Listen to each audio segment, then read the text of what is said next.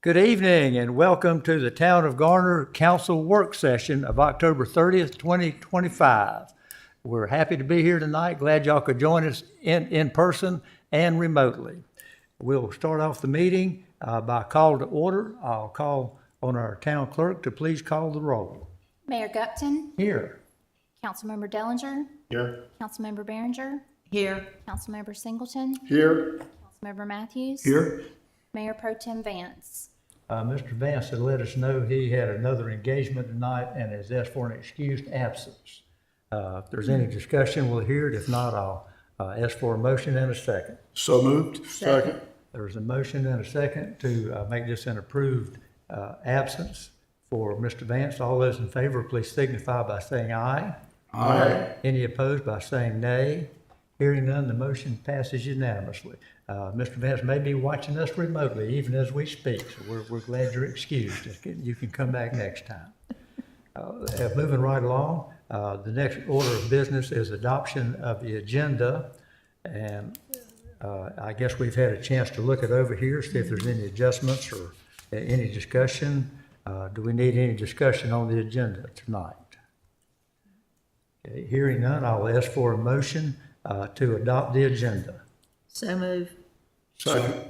Motion by Ms. Behringer, second by Mr. Matthews.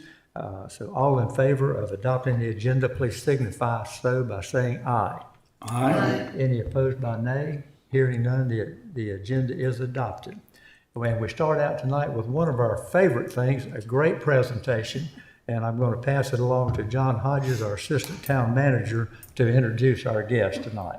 Well, good evening, Mayor and Council. It is my privilege to introduce Dan Sargent, the CEO of Preserving Home, formerly known as Rebuilding Together of the Triangle. We've been partnering with Dan for a number of years in his organization, and we asked him to come and give an update on the work that he's doing in partnership with Garner, recap the work that was done through the council's funding last year, and tell us where we're headed. So with that, I'll turn it over to Dan. Good evening, everyone. Mayor Gupton, Council, thank you so much for the invitation to join you. We appreciate the opportunity to partner with the town to share what we're up to in working on the Garner Home Repair Program. As John mentioned, we've changed our name in the last 12 months. So we ended our affiliation with Rebuilding Together at the national level. It's primarily a branding affiliation. And we felt like the direction we had moved as an organization and the direction they were headed, it was time to kind of reevaluate that. So our board made the decision in January to rebrand to Preserving Home. Felt like that really articulated what we are working to do here across the region and in Garner. So we appreciate your support through that process. We are, for those of you who maybe aren't as familiar with our work, both here and beyond, we are kind of a regional leader in housing preservation. We do repairs, weatherization, programs mostly focused on kind of the existing built environment. So we don't build new stuff, but we focus on repairing and improving the affordable housing stock we have through a variety of programs with local governments, foundations, and other sort of institutional partners like the Federal Home Loan Bank and some private investors as well. So we focus on we're a 501c3 nonprofit, and we're a licensed general contractor, licensed electrical contractor, licensed septic installer, among the other things, and focused on making sure that we had the capabilities we need to serve the folks that we encounter out in the community. So just a quick history. We worked with Garner through the Neighborhood Improvement Program back in 2015 to 2018. We worked on about 25 homes at that point. And also installed the new park at Greenbrier. So back then, that was a partnership with Carter's Kids through Rebuilding Together National. And so that was a fun event, but that was, I think, in 2015. And so We sort of restarted the partnership in fiscal year 23-24 with $100,000 in investment of the ARPA dollars that the town received. Expanded that last year to continue the work. The initial ARPA investment was a 2-year commitment.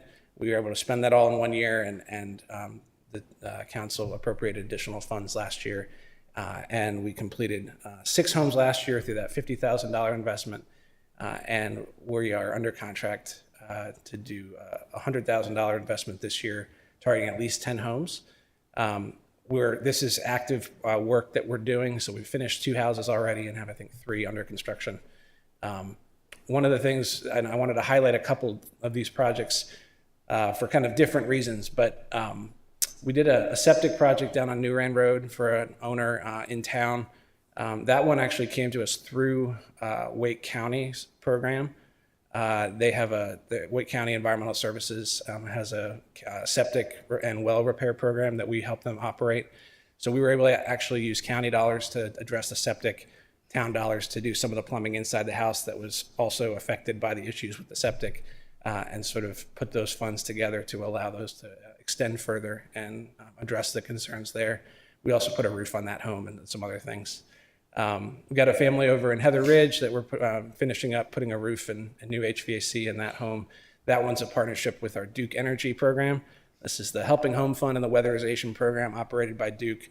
It works with folks up to 200% of the poverty level here in the state. And so it's a great layer of resources. It's targeted specifically at energy efficiency and some specific health and safety repairs. And so we're able to often use that as a way of, again, extending local dollars to get more work done. We've got a homeowner in Cloverdale getting some new windows in a couple weeks. We're excited about that. He's been on the list for about 18 months, waiting for help, so we're excited to get in there. And then we just recently finished a home over in Avery Park. We were able to do a variety of repairs, including put in a heat pump water heater. These are relatively, I shouldn't say new to the market, but we have become a very efficient option for improving existing electric water heater installations. And so this will save about 80% of the water heating cost of that unit over and contribute to both lower bills and lower energy consumption for that owner over the next 10 years. Not every home's a great candidate because of these units need extra air. They're actually sort of pulling the heat for the water out of the air. But in this case, the owner's heat pump or existing water heater was in an attached garage, which is a great spot for these. And so it worked out great. So we're looking for opportunities when we can to improve the efficiency of these homes, to drive their operating costs down and just improve the overall performance of the home. But again, as you can see, the priorities are different based on what the individual owner is looking at, what their concerns are, and what we're finding in the home in terms of physical conditions. So every home gets kind of an assessment of what that incorporates both the interests of the owner and also our understanding of kind of what the house needs and what's going to help preserve that unit long term. And then we kind of prioritize and work from there. So this is I want to say a little bit about eligibility. And we work with folks that through this program, they're all owner-occupied homes. So the owner lives in the home, owns the home. Income is certified below 65% of area median. In Wake County, for a family of 4, I believe that is about $58,000. It changes annually, and I'm struggling to keep up, but it varies based on the number of folks in the home and all that. So our program engagement team does a great job helping help folks figure out what they need to submit to document that, and then getting them through that process and making sure that we're able to prioritize the folks most in need. We also check things like taxes, mortgage, insurance. The one thing I'll say about insurance, we get a lot of calls from folks who are dealing with the threat of a policy being canceled or a policy in the process of being canceled because of deferred maintenance. So that's often something that we're able to sort of head off or help them get the house reinsured if by virtue of dealing with a roof or something else that's causing problems. So the insurance is generally a requirement. We're able to accommodate if there's an issue with insurability because of maintenance. We're able to accommodate that and get those folks back into an insured state. And again, most of the folks we serve are elderly, living with a disability or some combination of the two. There is not an age requirement on the program in Garner, but that tends to be, we see sort of long-term owners. Many times they've lived in the home 30, 40, 50 years. And so we're looking at folks that have been here for a long time and want to stay. And the program is really well designed to kind of give them the opportunity to stay in their homes as long as they want. Our current pipeline, we've got 9 folks selected already for the program this year. We're hoping to do at least one more, maybe a couple more, depending on how far we can stretch dollars here. We've got 17 folks that are confirmed. They're through the eligibility process and waiting. The oldest applicant sort of that hasn't already been selected was February of last year. So we're looking at about a 2-year wait at least, given that these folks probably either would be served late spring or potentially next year. So there is existing need that is unmet, but we're working as quickly as we can together with you folks to serve as many as we can. I mentioned a couple of these earlier, but I did want to mention part of our eligibility process is we're looking at the eligibility of the home and the individual family for all the programs that are available. So we're grateful for the investment that Garner's making, but we also want to make sure that folks, when we're in these homes, we're able to take advantage of any other programs that we can address the situation and get them the help they need as comprehensively as possible, preferably in a compressed time frame so that they're not having to go back and cycle through other programs. That's not always possible. Sometimes we have to sort of phase this, but we do want to look at what else they're eligible for. So Wake County's Elderly and Disabled Program is one place we can often occasionally refer folks who need additional services. The Weatherization Assistance Program, resources for seniors, is another option. We're able to weatherize through Duke. The weatherization program that's federally funded, state funded, has some more additional resources. So if we can get folks in there, sometimes there are homes that's just a better candidate for. I was just speaking with John about the Habitat for Humanity, our partnership with them, their home preservation program. We actually provide intake, so they don't do a separate intake process, but they work on probably 80 or 90 homes around the region, including here in Garner. They can help us close gaps in funding on the homes that we're serving. And in some cases, for small projects, they're able to take the whole house and just use their funds to address that. So they're a great partner on the preservation side, in addition to all the great work they're doing around Wake County on the development side. We also have, and actually along with Central Pines, we operate the North Carolina Housing Finance Agency's ESFR and urgent repair programs. That's their kind of rehab and their minor repair programs.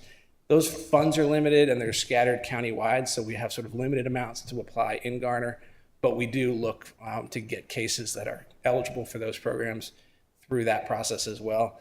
Every year, if we can get a case or two into those programs, it just helps to stem, to push the town funds further and stem the need.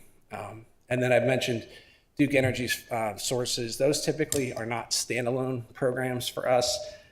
They often they don't necessarily do everything every homeowner might need, but they're a great layer that can often pay for things like HVAC, some big ticket items, as well as weatherization, roof repair, things like that. So when we can use that as a layer, again, it helps us sort of spread the cost around and help more folks downstream. We're also always raising funds from other sources. So we have support from Tom and Pat Gibson's fund at the Triangle Community Foundation, other folks in Wake County. Searstone Continuing Care Retirement Community supports senior home repairs in Wake County. So we can often apply some of those funds. Typically it's smaller dollars, but it helps us with filling gaps and getting the sort of three-dimensional puzzle of getting these projects funded. Having those private sources is really helpful. I wanted to mention in it, so obviously there's need beyond what we're able to do in the existing program. Some of this, as we work with communities around the area, we've got partnerships with Raleigh and Cary and Apex, Wake Forest, Chapel Hill, Carborough, Chatham County, Orange County. We're actually working even in Rocky Mount and Sanford now. So we're stretching the triangle as far as it'll reach. But we're hearing some of these things in other places. And so I thought the opportunity to speak with you, I just wanted to mention some of these things that we're hearing. And we're getting questions about sort of, are there ways we can tackle this thing or expand programming? We don't necessarily have solutions for all these things yet, but they are things that we're thinking about. So I just wanted to elevate them. One is looking at, obviously there's already need coming from the community and emerging from the community. But some of our communities are starting to say, hey, we want to look at neighborhoods and think a little more strategically about some of the neighborhoods that we really want to make sure we're preserving, and doing some targeted outreach to develop that, especially if you can couple that with an increased investment or a new funding source. Sometimes it's an opportunity to say, hey, we're going to really focus in this area and try to get to a kind of critical mass of the homes in that area. We've had some questions and are looking at options for sort of a different shaped program that would support the preservation of single family scattered sites, when I say small scale, duplexes, triplexes, but for rental units. So the shape of that program, the goal would be a little different. It's not necessarily targeted so much at preserving that individual's family's, space in the community, as, renters tend to move more often than owners, but you do want to make sure that unit stays affordable. So figuring out how to make sure that the investments and the benefits of those improvements accrue to the tenants who are going to live there over time is a critical part of figuring that out. So I know rental housing around the triangle is a concern, and trying to figure out how to make sure we have ways to preserve that. We're thinking a lot about that. Again, happy to talk more about it. We don't have any silver bullet, but we're looking at how we can help. One of the things that in the sort of reevaluation of our affiliation with Rebuilding Together was we've had started doing more work in places that were not just owner-occupied repair. We're working with the city of Durham to rehab vacant properties in a couple historic districts. So we're looking at other ways, sort of methods of preservation that are really helpful as you're thinking about a comprehensive housing strategy. And affordable rentals is something that communities really want to find ways to preserve. So we're thinking about that, and certainly happy to have conversations about that when the time's right. Another thing that I wanted to highlight, we've worked with several communities, Durham, Cary, Chapel Hill, and others, to do some focused work with code enforcement departments to essentially help them find a way out of some challenging cases that are stalled because of a lack of resources. We have a program in Durham called the Neighborhood Preservation Program that's a partnership with their code enforcement team. And so that's another way to sort of bind some of these different functions together. Code enforcement plays a really important role in a comprehensive housing strategy in terms of improving housing quality. But there are folks who are going to struggle to comply, and I think that's can be a challenging space to be for both the resident and for the staff trying to do their jobs. And so we found we can be sometimes a resource, as in this case, if there's an existing program, just being able to make referrals, but also if there's ways to work more closely with code enforcement, we'd be open to that too. So anyway, just those are some of the things we're hearing kind of around the communities that we serve, and I just wanted to highlight. Wanted to say we appreciate the continued investment that Garner's making in affordable housing preservation. We're glad to be your partner in implementing the Garner Repair Program, and happy to take any questions. We have plenty of questions and plenty of accolades. I can't thank you enough for the great job that your organization is doing.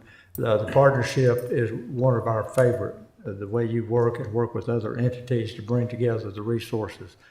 This personally touches my heart as much as anything I work with here, having grown up in Garner in these classic neighborhoods, Cloverdale, Forest Hills, downtown, School Acres, Avery Park, Rand Road vicinity. That's where I and my friends grew up and their families. And now to see them have to leave or can't preserve their home, can't live in their home, is just heartbreaking. And you're the link that we have. I'm very excited about our partnership. We want to expand this. Just like here tonight, we learn more ways that we can work with you. Our goal is to keep our residents in their homes. New folks moving in, that's all great. We see plenty of that. but we have to keep our focus on what got us here to the dance. You know, stick with the one that brought you to the dance. And it's these classic neighborhoods. I can't thank you enough for what you're doing. We want to continue our support, our partnership. With that, I'll pass the microphone down to Mr. Dellinger, and we'll come along for questions or comments Thank you, for Mayor. Preserving Home. Yeah, thanks for coming here and presenting. And to the mayor's point, we have a lot of old housing stock in Garner, and it's interesting how your work really illustrates how affordability can slip away from people between property taxes and insurance and maintenance and repairs that people can't do that they may have been able to do before.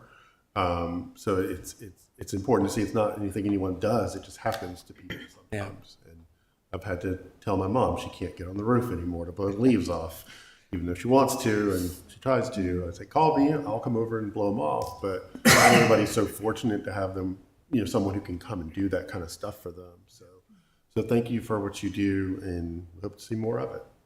Thank you, Councilor. Indeed. Ms. Behringer. It's just exciting to hear your presentation and learn more about what you're doing. I have a dear friend who lives in Raleigh, behind Duke Raleigh, in an older neighborhood. She's a widow, and her furnace went out last March. And she just learned this week that she's going to get a new one. And that is just, Oh, that's excellent. I can't tell you how wonderful that is to hear that somebody has made themselves available to help this person who's given and given and given all her life. So thank you for being part of this organization. Thank you.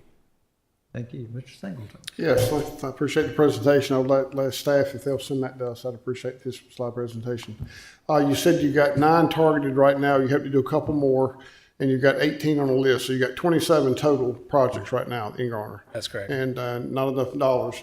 I would ask, if you can add 2 or 3 more there and you're a few $1,000s off short, contact our staff, see if we got some funds somewhere. We can do a budget amendment and give you, if you need a few more $1,000, that's something for us to consider. If they just have some unspent funds or something we have to help, because if you can not just do 9, but do 10 or 11 or 12, that's, other ones out of the way. I appreciate that. We'll come back with a kind of mid-year budget update in January, and we'll try to give you a sense of what some of our options would be. I appreciate that. This Thank is you. becoming important as housing affordability is becoming more and more important. And these issues for people in their houses, my parents have both passed away last year, and their house has got to have a new roof here in the next few months. And so it's not just their house is going on 60 years old, but there's houses here that are older. And as the mayor mentioned, some of these neighborhoods that I lived in and grew up in too, and some of the houses are, the house I lived in School Acres over beside North Garner was built in 55, and there's houses over there a lot older than that. Yeah. So I appreciate the work that you do and coming and talking to us, because this has become more and more important. Housing affordability is not just new housing, it's people being able to stay and live in their homes. They've lived in them for decades. So This thanks is for a coming. really valuable way to serve folks who've made Garner a great place to live for a long time. So, Exactly. Thank you for coming. happy to be able to do it. Thank you. Yes, sir. Mr. Matthews. Great presentation, by the way, and it's odd your timing is somewhat perfect. It's a couple of weeks ago we had the Habitat folks come in and sit down and talk with a lot of us, and I learned a lot from what all they do. Is so much more than you just see on the outside and what you do, because I know in our last budget we doubled down on what we did the year before, and I consider, I'm like Gray, I consider that good investment on money. And a couple of questions. Whatever we give out of our budget to you guys, is that just for the Garner areas that kind of put in a big pile and you use it where you need it? Yeah, so it's Garner specific. So all those funds are spent within Garner. We are always looking to sort of pull some of those other programs into Garner with those dollars. What we have found is having a local program that we can sort of stand up in partnership with a community, operate inside that community. We really don't think of our program as a standalone program anymore. We really operate a bunch of these different programs in partnership with municipalities. So what that allows is the program, whether it's the eligibility or the priority, like the prioritization strategy, can sort of take the shape of what the community's priorities look like. And then all those dollars are going to stay in the town. And then again, we're always looking to pull some of those ones from the county or the state, kind of drag them into the communities we're working in as much as we can. We appreciate that, and it's good to know that those dollars do go into our community, because this is an issue with everybody.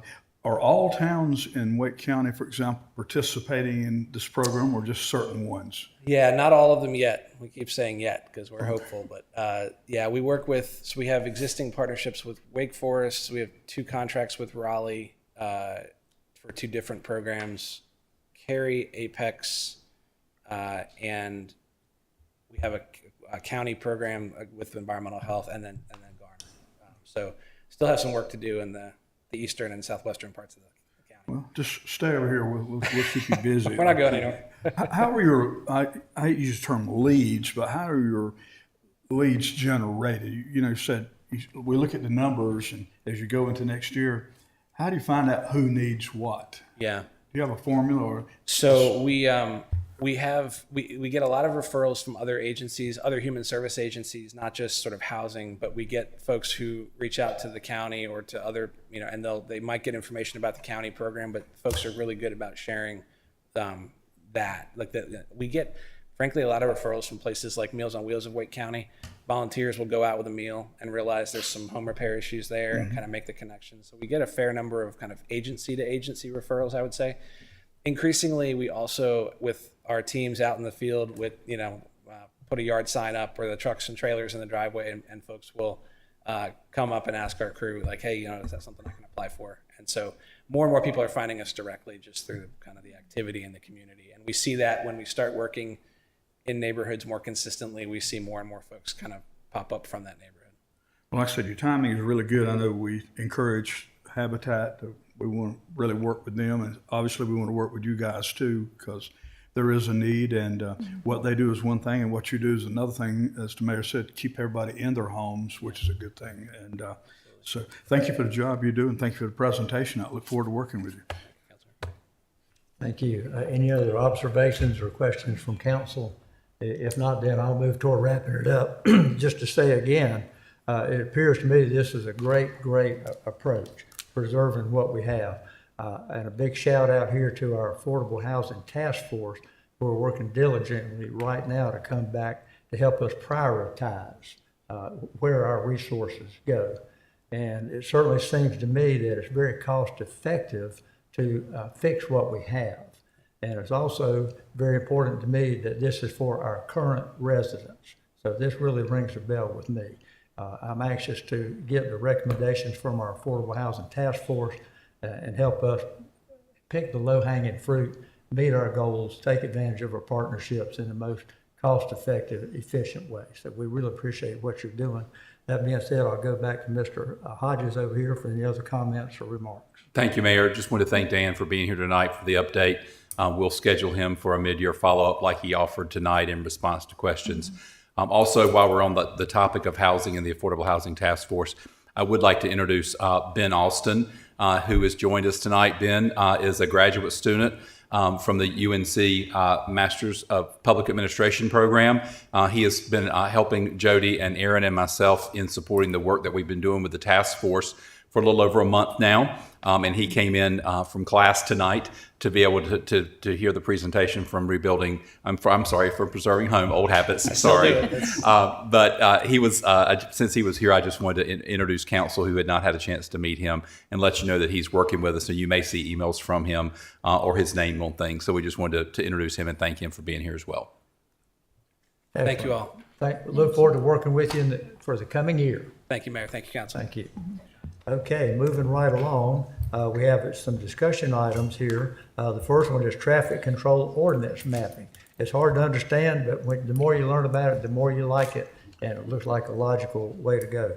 Our sponsor, our presenter here is our town attorney, Ms. Terry Jones. Take it away, Ms. Jones. All right, that's a hard act to follow, but I'm very excited about this project as well. So I'm here tonight to talk to you about the traffic control ordinance map. This is a project I've wanted to do for several years, but really needed to have the technical expertise of our GIS analyst, Alex Bone, to help create the map. Once we could figure out that we could create these maps, then we can convert the ordinance into this mapping function rather than being codified in our code of local ordinances. So just to give you an update on the code revision process. This is a project that the legal department has undertaken to kind of go through all of the ordinances. Now, we're not including the UDO, the Unified Development Ordinance. The planning department will continue to take the lead on that ordinance. But we've created an opportunity for public input through the website. There's a specific town page just for the code revision project, and it also links to a comment form where we can collect comments from the public. Typically, we will prepare a presentation to town council at a work session, and then potentially have a public hearing and adopt ordinance amendments by the town council at a subsequent meeting. So since we started this project, we've adopted comprehensive amendments to the nuisance ordinance, the junked and abandoned motor vehicles ordinance, and backyard hens most recently. And again, updates are available on the dedicated webpage called the Code Revision Project. And I thank the communications department for assisting with creating this webpage and continue to do outreach to the community through our social media and other alerts. All right, so traffic control ordinances, they are found in Chapter 10, the motor vehicles and traffic chapter of the Code of Ordinances. This is a 48-page ordinance when you compile everything together if you print it out from the website. Right now, we have an interactive mapping tool, which we'll demonstrate later, that shows you the speed limit zones, stop signs, and then also no parking or types of school zones. But again, the purpose of this project would be to recodify traffic control ordinances into an officially adopted map. And so there's 15 separate sections in Chapter 10 that are different types of traffic control ordinances. But again, we have state authority to do this in a map rather than in the book form of the Code of Ordinances. And so specifically, it's location of traffic control devices, areas or zones for parking, loading, bus stops, taxi cab stands, establishing speed limits, restricting traffic, no parking, the types of vehicles that can be on there. Also designating through streets, again, stop intersections, yielding right-of-way, one-way streets, truck traffic, and then also regulations for vehicle turns at designated locations. So that's all the authority under state law, everything that can be put onto a map rather than in an official book form. Now, this does not obviate the need for council to adopt ordinances to establish new traffic control, but it is how we will make it available to the public as well as staff who have to implement these ordinances. So I'm just going to quickly go over some of these different types of ordinances that could be mapped. But for instance, Section 10-39, that's signs restricting turning movements. We actually only have one street segment currently designated, and that's at North Garner Middle School. So that might not be something that's worth putting on the map, but as the town grows and there may be more of these sections, we would create the capacity to do that. Stop signs, stop intersections, that's the thing that really, every time I get into the code, I want to do this on a map, because of the 48 pages, almost 20 pages are lists of stop signs. So as you've seen on the consent agenda, we've had several, stop signs, and as new subdivisions come on, we have to put those stop signs in, but it's taking up a lot of space. And if you've ever scrolled through it, it's not the most user-friendly. So the idea was, if it's on a map, and we can demonstrate this later, is like you can find out when that stop sign adopted by council, where is it located, which is the through street, which is the street that needs, where you have to stop at. And as Alex can attest, we've found that sometimes the ordinance doesn't match what's really happening on the street. So what was said to be the stop intersection and what was said to be the through street didn't always match up to where the stop signs were actually placed. So we'll be correcting some of that. And then, there have been some recent, traffic calming exercises like converting a two-way, to a four-way type stop, or some T intersections making those three-way stops. So again, this way we'll be able to correct any errors that might have been codified in the past. But stop signs, that's probably the number one traffic control ordinance that the town council adopts throughout the town. Intersections where you have to yield the right-of-way, there are 17 intersections where that's actually been adopted. I don't recall seeing recent ordinances on this, but again, that's one where there's probably a little more than you would think.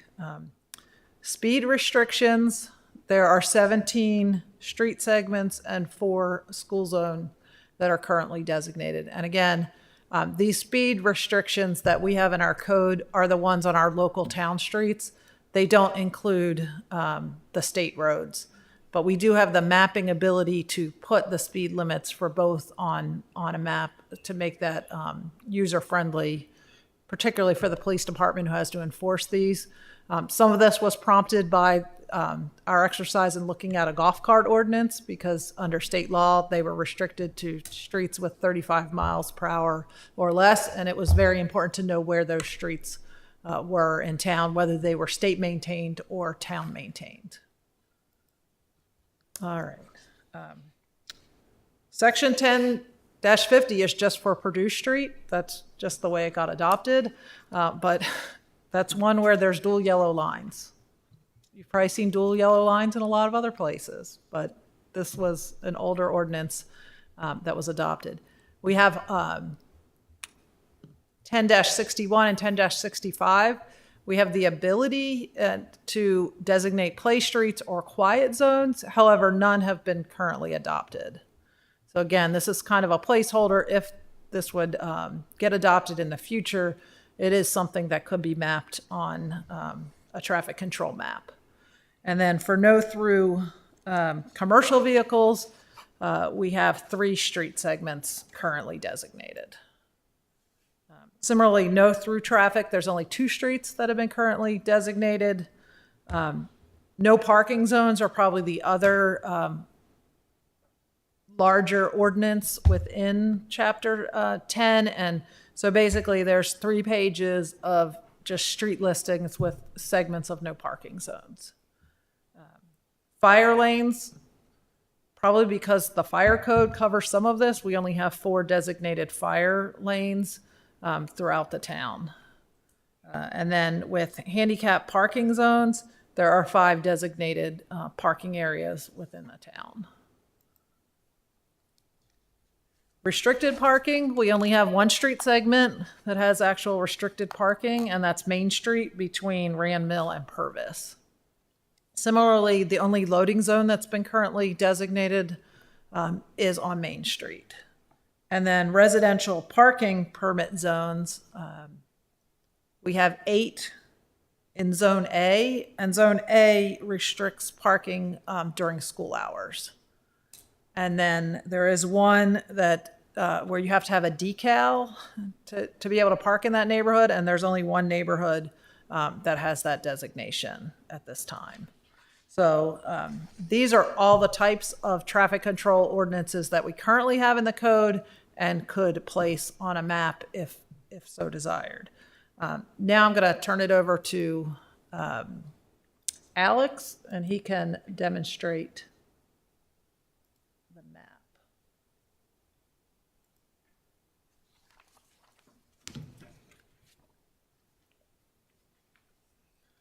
Good evening. So, as Terry was saying, while we have speed limits on the books, this right here has not just town streets, but also DOT as well.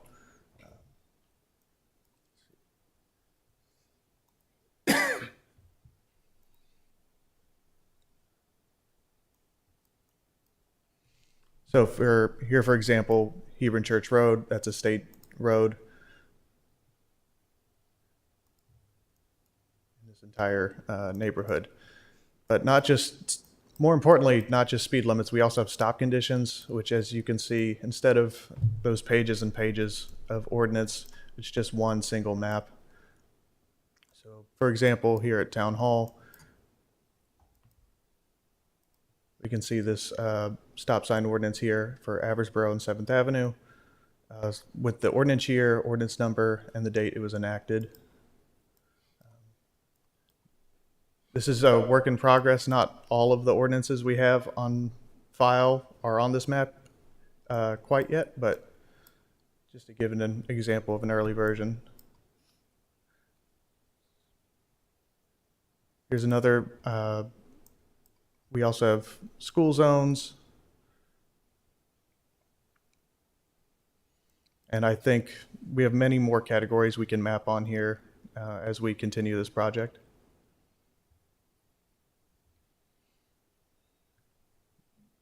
Any questions? Let's see, well, there's a lot of information, and I believe we're moving in the right direction. What I've seen of this is to make it more transparent, more visible, more organized, and online. We can see it, our citizens can see it when we get this going. I think it sounds good to me.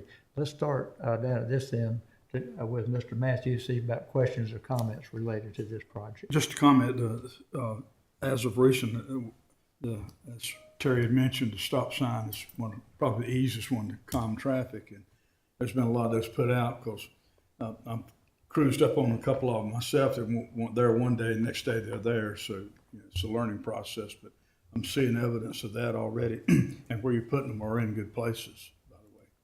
And when we say traffic calming stop sign, will it be any more kind of like we did on, was it Pool Drive, the little humps in the road going down that way toward the park? Is that some other calming devices we're looking at, or just?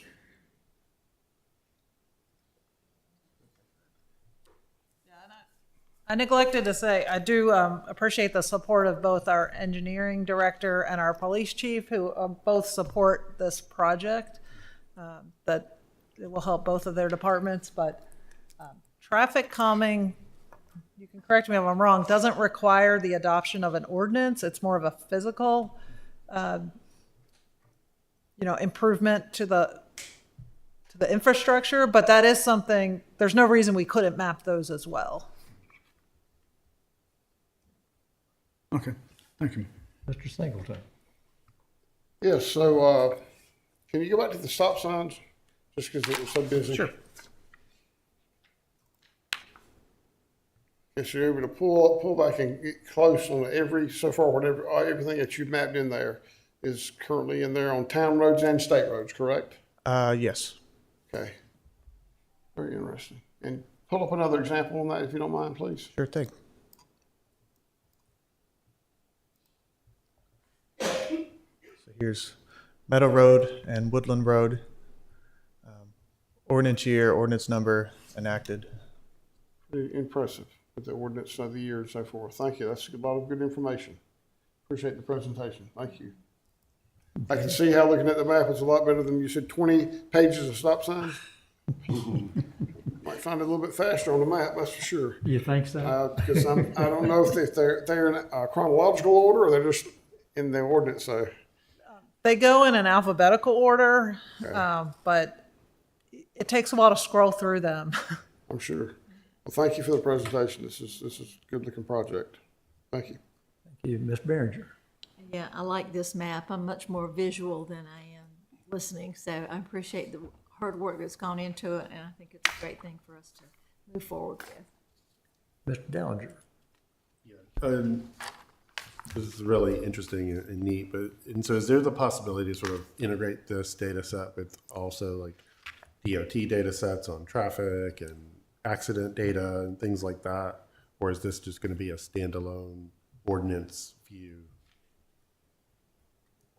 So we have access to that, certainly. I think for this project, I think our focus is on traffic ordinances for the town. But like I said, many of these speed limits are not town designated, like Vandora Springs. We took that data from DOT. I think it'd be interesting to start integrating this ordinance level data along with some like accident data and other types of data, so you can kind of see all those things. It just would just be another layer with that. And I think including like traffic calming location data too would be really helpful, especially since it's not by ordinance, so it doesn't fit technically within this. But it'd be nice to see visually where those are, because I think a lot of times we're trying to figure out somebody requesting one, are we evenly distributing throughout the town, to be fair. But this is it's really cool, and it'd be really interesting to see it integrated in other places and views in some other GIS tools. So good job, it was excellent.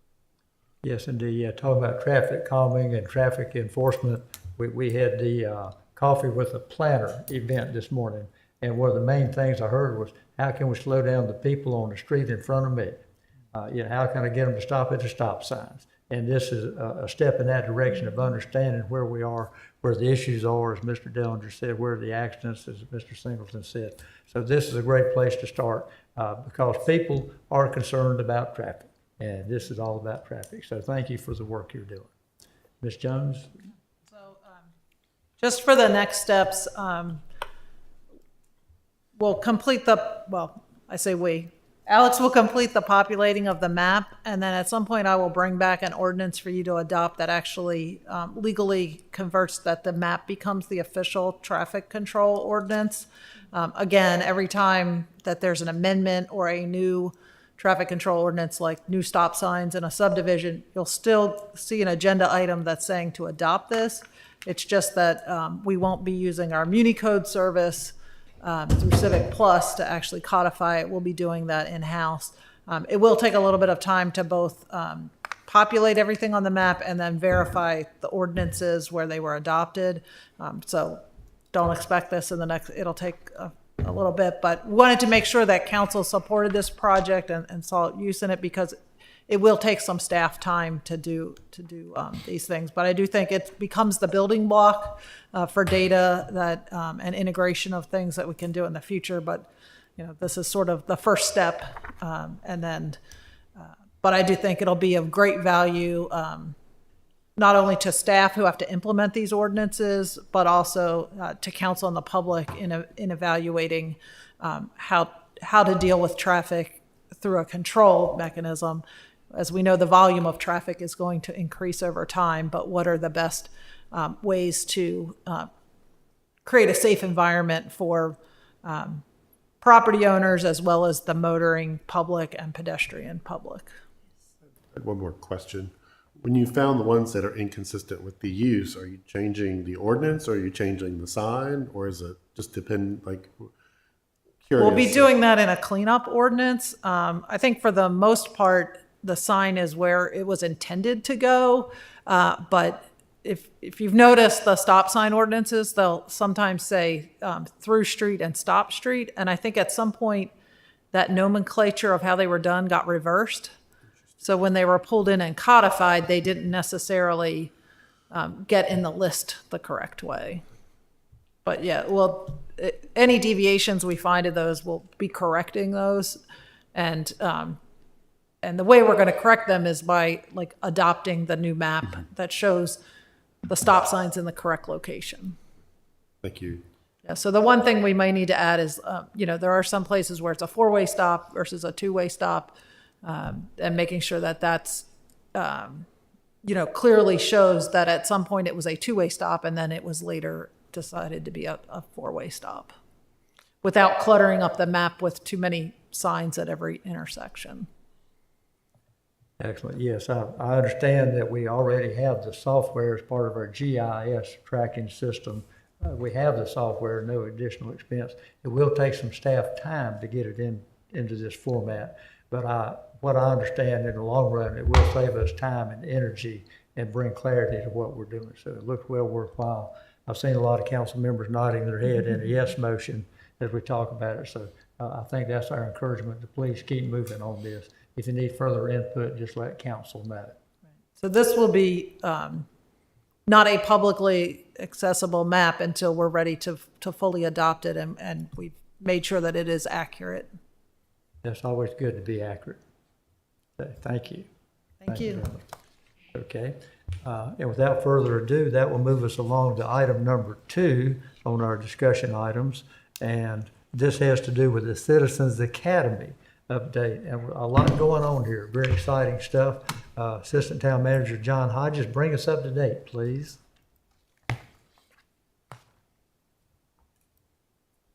All right, well, good evening again, Mayor and Council members. I'm excited to bring an update on this topic tonight. Staff has been desiring to bring back our Citizens Academy that we had for a number of years. We wanted to give you an update on the work that we're doing toward that and give you an estimated timeline and sort of the way that we're approaching this time. So the goal for our Citizens Academy is to engage and educate residents on the inner workings of local government, inspiring community involvement, volunteerism, and board and committee participation. We took a slightly different approach when we started looking at a way to retool the Citizens Academy. We looked at some peer communities, but we also wanted to start with some community feedback. So the town has done a survey in the last few months that we've used to inform the rehab of our website, as well as inform the work that we're doing to rehab the Citizens Academy. We realized that the type of questions we were going to be asking for the website work correlated very well to the types of things we needed to understand from people who might be interested in participating in the Citizens Academy. So we used some survey data that I'll show you a little bit of in just a moment to help shape the session topics. We're proposing a 6-week program that will conclude with a graduation celebration. We're going to include dinner during these meetings. We think it's important to do that so that we can encourage connection and conversation, as well as make it convenient for people to come to these. We want to take a different approach to the learning style, so we're doing more interactive, hands-on activities that showcase the town's operations, including some on-site experiences that would be in locations throughout Garner. And then moving forward, we think that this would be an opportunity for people who gain initial information about the community to likely go on to want to be involved in our existing fire and police academies that are there. And we've also had lots of discussion around formulating in the future a development services type academy to help people who really want to further understand the development process and what goes into it. So as I mentioned before, we used a civic engagement survey, and you can see here, I promise I won't read all of this to you, but the blue boxes are the categories that we're gaining information about, and then the top 3 things that people were interested in under each of those is listed below those. For example, under general government, the top 3 things that people were interested in is town communications, road maintenance, and municipal budget and finance. If you look over to public safety, the top 3 things were community engagement, community risk reduction, and public safety funding. So just so you see how that chart works, and we'll have that is attached on the website for your review there. Interestingly, on the far right column, our average age of respondents is 65 and older. They lived here for 10 plus years, and we had 430 responses received. So I think we've got some opportunities here to increase the quantity and the diversity of the number of respondents. And so we'll be looking to do that as we move forward with all of our community engagement. But we still think this was a relevant sample of information to be able to use for both the website and for this work that we're doing. I did want to mention that to do this, to reimagine this, Assistant Manager Poole and I put together a team of some other members of our leadership team, Strategy and Innovation Manager Howell, our Communications Director Rick Mercer, but we also wanted to include some other of our emerging leaders in our organization. So Deputy Clerk Rebecca Murray, Celeste Gore-Purcell from our Budget Office, Bella Stoltz from Communication are all a part of this, and they're helping us look at things a little differently than we might have before and provide some different perspectives. And we're also being supported by Kyle Kettler in Communications, who is going to be helping us with some of the content. On the screen here, you'll see a layout of what we're currently planning in terms of sessions. So it'll be 6 sessions, as we mentioned, plus graduation. And we've really tried to group these in functional areas. the way that a resident might think about them. Our previous Citizens Academy was very successful, but it was very much organized around how we do things at Town Hall and the way that we refer to things at Town Hall. And one of the things we realized from our survey data was understandably, people don't think about the work we do every day in the same naming and buckets that we may think about it as staff. So we want to take a different approach. So our sessions will be general government, development services, public safety, public works and infrastructure, quality of life, and transportation and other council priorities. And you see over to the right that each of our departments fits somewhere within those topics. There will likely be some overlap between some of them. For example, engineering will be participating with public works and infrastructure, but they'll also be a part of development services. So we did this chart just to represent to both to council as well as our employees and our leadership team here how everyone's work is fitting into the overall way that we're organizing this. I mentioned in a previous slide that we were looking at doing things slightly different formats. So what we're thinking about in terms of delivery of the information is we're preparing, hoping to prepare some type of pre-reading or pre-viewing for participants so that they could spend a minimal amount of time or some amount of time ahead of class just to get a basic understanding of the topic. A video presentation or a featured speaker, maybe a 10-minute video or a 10-minute speaker that's relevant to the topic. A Q&A panel that may be made up of staff or other subject matter experts for maybe 20 minutes of the time, some type of activity that may be 50 minutes to an hour, and then some online materials to support each topic. So the team, I think, really got creative in the thoughts about service delivery. We're trying to have something that relates to each of the ways that people learn differently, and so we're trying to use these different formats of information and information delivery. And so that's the overview that we wanted to bring to you tonight. I'll be happy to answer any questions that you may have. And I did not mention we are planning to launch in April of 2026 is our current plan. Very, very exciting. Thanks for the presentation. I think our citizens are more eager than ever to be involved, to learn more, and to have their voices heard. This is a perfect opportunity. I'm so glad to see we're getting back on track here after the pandemic and all the other interruptions. I think this is worth waiting for. And this will build to other citizen academies, maybe some focused on police or fire or parks and rec, whatever. So a great, great start. I'm very, very excited. Thank you for your work. We'll get comments and questions. Let's start with Mr. Dillard. How does it feel to be number one on the hit parade? I don't know. Housing affordability, GIS data, and Citizens Academy. I feel like I'm getting punked tonight. Yeah, this is great. My sort of entree into, the mechanics of the town was the Police Citizens Academy years ago. Public safety always one of my biggest concerns. And when I got in there, I was super skeptical. What are these guys doing over there in the police department? And then you get in there after a couple of sessions, like, wow, this is amazing. And I think the same thing will happen when people can get in and see the staff and interact with everyone.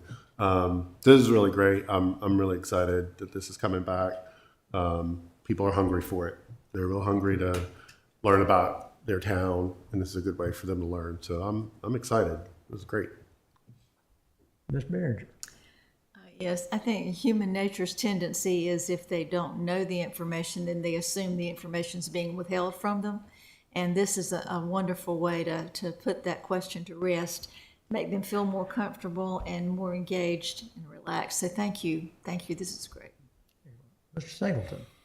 Yes, people have asked about when we were going to be doing this again, so it's a thumbs up. Yes, Ms. Behringer's right. It leads to the lack of information or what someone reads on social media. It's amazing. I'll take the roundabout at Heapern and Ackerman. Oh my God, this is the worst. Who designed this? This is a bunch of idiots that designed this. I'm like, dude, if you can't ride through that roundabout, you don't need to be on the road driving.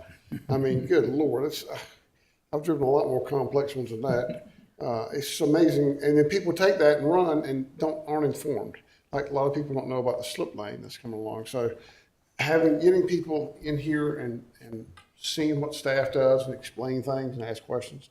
From a general citizens academy, but the specialized ones for police and fire and I think development services will be really interesting for people to understand what goes into starting a project and all the steps you have to go through. And I really think it would be very interesting for people to undertake. And I think you'd have a lot of people who would be interested in sign up. Sure do. And that happened in the past. So a thumbs up.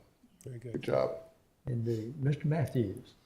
I'm glad to have it coming back again, and I agree with everybody. It's a good way to learn what's going on. And out of that number you popped out, that feedback, how many do you think anticipate this is going to be in this class count-wise? We see that peer communities are having their classes at around 20 people. We could go up a little bit, but we really want to make sure that it can be manageable. And also when we do the practical and hands-on things, we want to make sure that the class size would translate to most any kind of environment. So we're targeting 20 right now. And I think unless something comes up to make us rethink that, we'd likely stick around that 20 number. Okay. And I think this is an ideal way to, once they learn a lot of these things, they can, with the boards that we have, whether it's planning board, board of adjustment, parks and rec, so on, people might have a stronger interest in serving once they find out more about it and what's involved. So this is like a prep course for a lot of what's going on. So congratulations. Glad y'all bringing it back. Thank you. Well, thank you for your comments. I do want to thank our work group who's been working on this. I also want to say a special thanks to Celeste in our budget office who put together a summary of the survey results and summarized the outline of the work that we're going to be doing. We gave her the night off so that she wouldn't have to stay tonight. Wanted to thank her for her work that she did in addition to her regular job to help us prepare this update for you. Excellent. Thank you very much, Mr. Hodges. Thank you. That brings us to section F, which is updates to council. We got about 3 of them. We'll start with manager reports. Ms. Miller, what have you got to share? Yes, good evening, Mayor, members of council. We have a few items to report on this evening. First, your development activity map update that we do typically at the work session. And I'll ask Mr. Triesenberg if he will join us at the podium and provide highlights of new projects and activity that's been added to the map. So, Mr. Triesenberg. Thank you. Very, very short presentation for you this evening. There's been one project that has been added here in the last month. Here at the corner of Old Stage Road and Highway 401 for the Latino Community Credit Union. They have taken what used to be 2 parcels here and are working on their site development plan for a new credit union building. We'll have access both from Old Stage Road and Maxwell. One of the challenges with this particular project is just them having to coordinate with DOT for all the 401 improvements that DOT is working on. But happy to say they're in good communication with each other. I think they will, I think the credit union will benefit a lot from some things that DOT is actually doing and be able to actually make a better end product for the site. But encourage you to check that out. Otherwise, there have not been any new additions, but happy again to answer any questions. Again, this is available online. And that's all I have. Mr. Singleton. If I recall, Mr. Triesenberg, wasn't that a tier 1 rezoning we did a couple years ago because they didn't know what they were going to do. It was very vague. They didn't It have any was. idea. They didn't really have any idea what they were going to do. And so Yes. this has turned out to be Yes. better than maybe what we thought might happen. Yeah, Yeah, because it pretty was so vague because they said they It just was, didn't do it. yeah. Okay, Yeah, that's what they narrowed down the uses some, but it was still a pretty broad Yeah. range of uses. Okay, thank you. Mr. Triesenberg, thank you so much. Also, did you have a Excuse me, question? have another question or I have a comment? question. Sorry. Sorry. Is it possible, I know in the data, there's the percentage of the units that are built, like when you do the click on, is it possible to have a layer where you could like see that on the map? I will check with Alex and see what we can do, if Okay. that's a That would possibility. be really interesting. Sure. Just be able to glance and see how far built out some of the projects are. Okay, yep. Thank you. Definitely ask him. All right, thank you, Mr. Triesenberg. Members of council, also before you tonight is your pending agenda for your November meetings. The memo was left on the dais for you. For your November 3rd meeting, just a reminder, the meeting next week is on Monday, the 3rd, and not Tuesday, the 4th. We moved it because of the election on the 4th. The agenda was posted earlier today for your November 3rd meeting. We'll have a presentation on our Great Places Award that the town received for public art. We've also have several items on the consent agenda. One that I want to bring to your attention is we will be applying for some grant dollars from the Wake Raleigh Hospitality Tax Fund for Phase 1 of Meadowbrook Park. If you recall, we had a discussion later this summer where we talked about what does a Phase 1 look like in terms of really being able to activate that park. Early in September, the county and Raleigh released their requirements for some of those tax dollars that can be used towards projects within the region. And so you'll be asked to approve a resolution for us to be able to apply for those dollars. So we're very excited about that. In addition to that, on the consent agenda, we have a budget amendment to bring on an additional attorney for the Legal Services Office. This is something Attorney Jones has talked with the council about. Annexation with Duke Health, and then we have several voluntary annexations as well in terms of setting the public hearing. There'll be a public hearing at your meeting on November 3rd as well for an SUP for North Garner Middle School.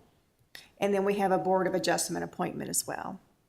Looking ahead to the Tuesday, November 18th meeting, we've got several items before you tentatively. Specifically looking at our public hearings, several annexations that will be coming forth to council, a general rezoning for 8401 Old Stage Road. We'll be talking about the comprehensive plan implementation again, the residential mixed-use development piece of it.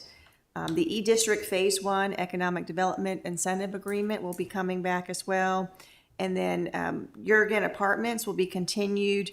And then tentatively for your meeting on the 18th is the Arden Development Agreement and under New Old Business, the subdivision.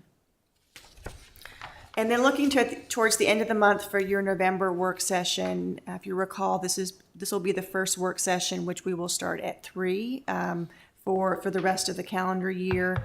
We've slated in 2 discussion presentations as we get closer to the winter weather. We wanted to give council an update as to where we have been and what we've been doing in terms of our emergency operations, planning, preparing, and training. Also, believe it or not, it's time to start thinking about the 2026 town legislative agenda as well. And so we'll be preparing some topics, sharing those with council, and start the discussion so that we can have our agenda approved by the end of the calendar year. And then we'll have our standing reports looking at the pending agenda as well as your development activity map. So those are all the things we have before you in November. Are there any questions about any items? Just a Well, few. I do have one request. Yes. I would like to hear a little bit more about the ICMA event that you and the assistant town managers attended recently. So thank you. Yes, I had that on my list to cover. First, just wanted to extend a thank you to the council for allowing myself and our assistant managers to attend the annual ICMA conference. It was in Tampa, Florida this year. We just got back in the office today and yesterday. It was a great opportunity to learn from our friends and colleagues from across the country. We talked, we had topics such as artificial intelligence, best practices in strategic planning. How do we make sure that we provide the support and wellness for our public safety employees? How do we look at creating conversations that are civil and embracing and ones that communities can really work out tough decisions in an environment where we're very polarized. And so we had some great keynote sessions. We had some even better sessions as far as the individual sessions. And I actually received my 25-year anniversary from the ICMA. So I've been a member for 25 years, so my years of service with ICMA. So it was a great conference, and we do appreciate council's support of us going. and your flexibility of moving your work session to tonight so that we all could attend. So. Thank you. And could you tell us what ICMA stands for? Yes, so ICMA is the International City County Management Association. So for public managers, it's our National Professional Association. Roughly how many people participated in this? About 5,200 people participated in the conference. We're about 15,000 members total for the national organization. Big deal. I wanted to share with you that I've heard through the grapevine, and I know many people who do many things, and they unanimously said that the Garner team is widely recognized and widely respected.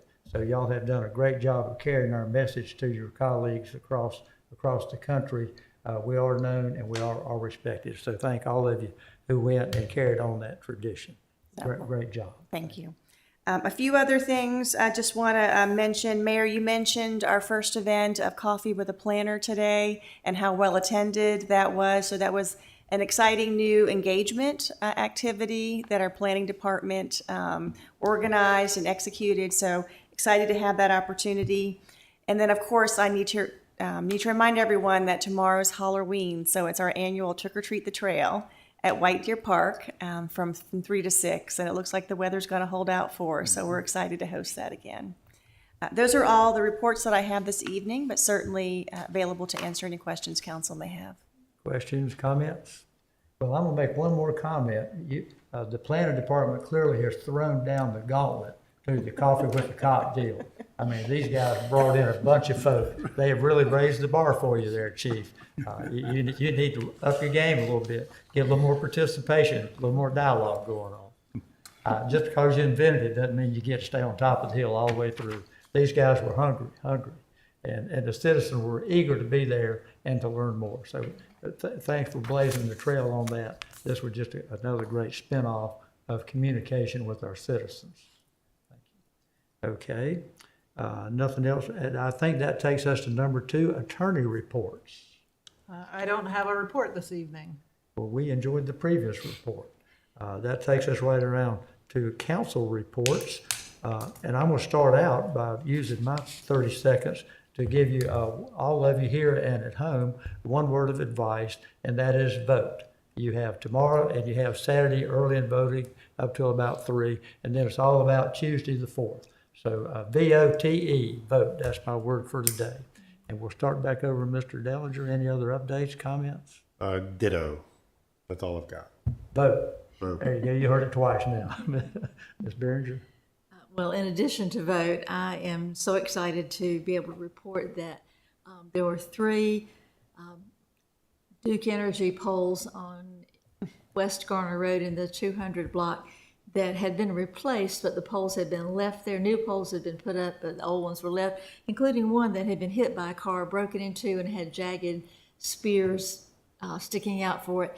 A lot of, I'll say, patient reminders to Duke Energy that something needed to be done, and with the help of Assistant Town Manager Matt Poole and Forrest Jones, they were done last week. Now, when I talked to Assistant Manager Poole, I said, could you use the words public safety risk about those poles? And after a year of constantly reminding Duke Energy that it was their responsibility to remove those poles, they got removed the same afternoon. It is so much better, and it's less scary, and it's safer, and I really appreciate that. I can't praise it enough. Thank you for your consistent persistence. And I did it civilly, okay? Yeah, absolutely. Yes, indeed. Mr. Singleton? Vote. Early and often. No, only one per customer, really. Chicago. Show up. You show up at early voting, 7 days in a row. You may not be able to vote 7 days. Okay, thank you. Mr. Matthews? Just that our Veterans Committee is just getting busier and busier, and I appreciate the support from Parks and Rec. And we met Monday for a preliminary for our Veterans Day celebrations and make sure everything was in order. And it's going to be a great opportunity. And the mayor will be speaking. We're going to recognize one gentleman is a World War II vet. He's 100 years old and probably more friskier than we are. And another veteran was World War II. So it's going to be a big event. And kudos on the flags. time I got home, I think the next morning, I got a call from Forrest saying, "Tell me what we need out there." I said, "Now that's why I like to see things done." So appreciate the board's support on that, and had as we look at that, I had an opportunity this week to meet with Judy Bass and also the young lady that designed the wall. She lives in Garner, the memorial, and so we sat down with her and updated her on some things we got going on. She was very excited, and both of them are going to start being permanent visitors to our Veterans Board meetings, so they'll be updated on everything. So we're getting a room full over there, but a lot of things getting done. I appreciate the board's support on these items because it means a lot. And I had one board member said, "I never seen so much going on in my life." He said, "It's fun to be on this board for a change." I said, "Well, hang in with us. We're just getting started." So it's doing good. Excellent, excellent. And there, if I may, and there are two events today: the Veterans Day ceremony, and then the ribbon cutting down in the subdivision. Yes. 6, my name at 1 o'clock, I believe, for the house that's being built for the soldier heroes. Home for Heroes. Home Yeah, for you're Heroes. Mount Hermon Church over Yes, there. because it's accessible because he's wheelchair bound, and so building the house for him. So that'll be, I think that's at 1 o'clock, I believe, right? I believe it is one because they staggered it, give everybody Yeah. time to go over there at 1 to 2. Yeah, thank you. Yeah, a lot of good stuff going on. And that covers most of our business here tonight. I think our attorney has a suggestion about a closed session for us. Yes, thank you, Mr. Mayor. I'm requesting a closed session this evening pursuant to North Carolina General Statutes, Section 143-318, .11A6, .11A5, to instruct staff regarding the acquisition of property. And then, if necessary, a closed session for subsection A6 to discuss a personnel issue related to the agenda item on November 3rd. Okay, so hearing that, we need a motion and a second that includes the statutory citation. Have we got a council member willing to make that motion? Mayor, I move that we go into closed session pursuant to North Carolina General Statute, Section 143-318-11, subset A5, to enter closed session to instruct staff regarding acquisition of property and potentially proposed action pursuant to NC General Statute, Section 143-318-11, subset A, subset 6. Motion to enter closed session to consider qualifications or performance of an individual employee. Second. Okay, there's a motion by Mr. Singleton, a second by Mr. Matthews to move to closed session. If there's no discussion, I will ask all those in favor to signify their approval by saying aye. Aye. All those opposed by nay. Hearing none, it's unanimous. We will move to a closed session. We will come back here later for a report. You're welcome to stick around, or you can watch the grand finale on TV in your own living room. Thank you for coming, all of you, tonight. Thank you.